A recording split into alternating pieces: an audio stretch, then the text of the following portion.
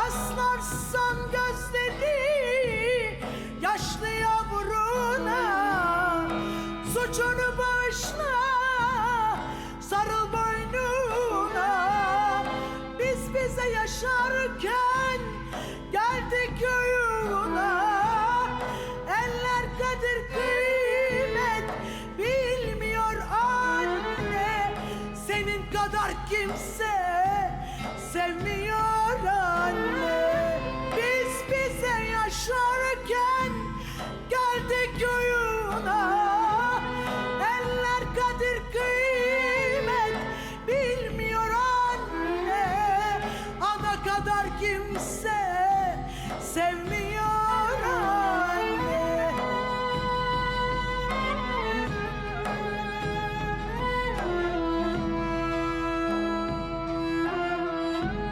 Ne sevgiler geldi geçti kalbimden, kimse anlamıyor garip halimden.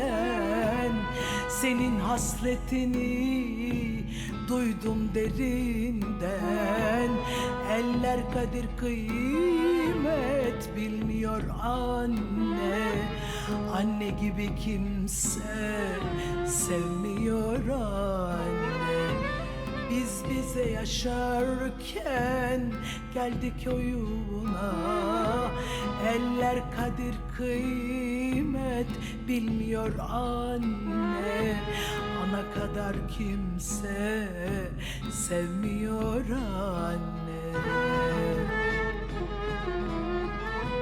Rastlarsan gözleri yaşlı yavruna, suçunu bağışla, sarıl boynuna.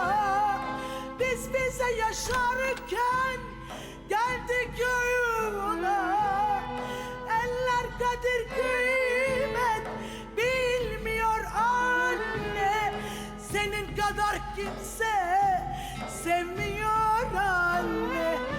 Yiğit. Biz bize yaşarken geldik oyuna. Al.